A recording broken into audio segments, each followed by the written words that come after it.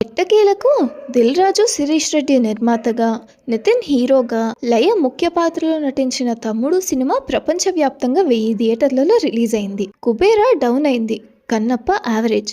ఇంకా తమ్ముడికి ఎదురేలేదన్న ఉద్దేశంతో తమ్ముడు సినిమాను జనాల మీదకి వదిలారు. దర్శకుడు వేణు శ్రీరామ్ వకీల్ సాబ్తో మంచి స్కిల్ ఉన్నవాడని అనిపించుకున్నాడు. ఇక సినిమా విషయానికొస్తే ఇదొక అక్క తమ్ముళ్ల కథ. చిన్నప్పుడే తల్లిదండ్రులు చనిపోవడంతో అక్క తమ్ముడిని తల్లిలా పెంచుకుంది. అనుకోని పరిస్థితుల్లో అక్క తమ్ముడు విడిపోతారు. ఈ జన్మలో నాకు ముఖం చూపించొద్దు అని అక్క తమ్ముడికి వార్నింగ్ ఇస్తుంది. ఇలా విడిపోయిన అక్క ప్రభుత్వ ఉద్యోగి. ఆమె వల్ల విలన్ నష్టపోతాడు. ఈ క్రమంలో నితిన్ ఎంటర్ అవుతాడు.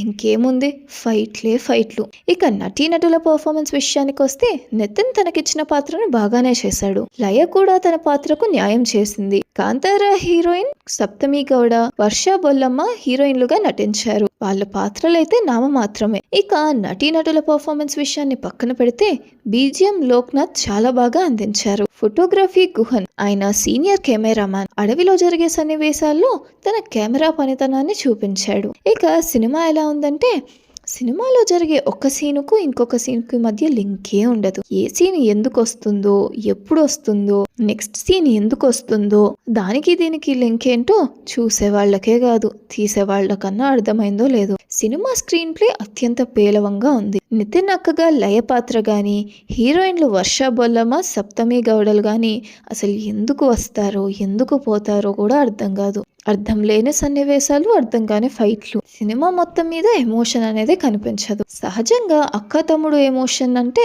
Cinema minimum guarantee. కనీసం దర్శకుడు ఆ ఎమోషన్ ను కూడా చూపించలేకపోయారు. ఇక యాక్షన్ సీన్లు అయితే ఎందుకు తీస్తున్నారో వాళ్ళకే అర్థం కాదు. ఎవరో అసిస్టెంట్ డైరెక్టర్ దగ్గర అసిస్టెంట్ గా పనిచేసిన వ్యక్తి యాక్షన్ సీన్లు తీసినట్టు ఉంది. సినిమా 2 గంటల 40 నిమిషాల పాటు ఉంటుంది. సినిమా చూసినంతసేపు థియేటర్కి ఎందుకు వచ్చామా, టికెట్ ఎందుకు కొన్నామా అని ప్రేక్షకుడు ఫీల్ అవుతూ ఉంటాడు. ఒక రకంగా చెప్పాలంటే ఈ సినిమా చూడడం ప్రేక్షకుల సహనానికి పరీక్ష. సినిమాలో నటీనటులు అంత చక్కగా పర్ఫార్మెన్స్ చేసినా కథ చాలా బలహీనంగా ఉంది. అసలు ఈ సినిమా దిల్ రాజు ప్రొడక్షన్ నుంచి వచ్చిన సినిమానేనా అని కూడా ఒక దశలో డౌట్ వస్తుంది. 2020 సంవత్సరం భీష్మ సినిమా తర్వాత నితిన్ వరుసగా 6 సినిమాలు ఫ్లాప్ అయ్యాయి. ఇది 7వ ఫ్లాప్. కనీసం నిర్మాతలు పెట్టిన ఖర్చు కూడా స్క్రీన్ మీద కనిపించలేదు. ఈ సినిమా రిజల్ట్ ముందే తెలిసే కావచ్చు. నిర్మాతల్లో ఒకరైన శిరీష్ రెడ్డి రామ్ చరణ్ వ్యక్తిత్వాన్ని కించపరుస్తూ మాట్లాడాడు. తర్వాత క్షమాపణ చెప్పాడు అనుకోండి.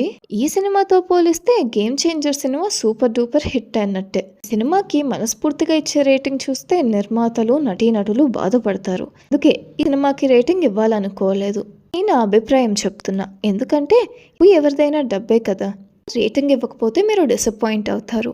అందుకే మాకి తప్పనిసరి పరిస్థితుల్లో 2/5 రేటింగ్ ఇస్తున్నా. నితిన్ నెక్స్ట్ సినిమాకైనా జడ్జ్మెంట్ ఫెయిల్యూర్ కాకుండా సినిమాని కరెక్ట్గా సెలెక్ట్ చేసుకోవాలి.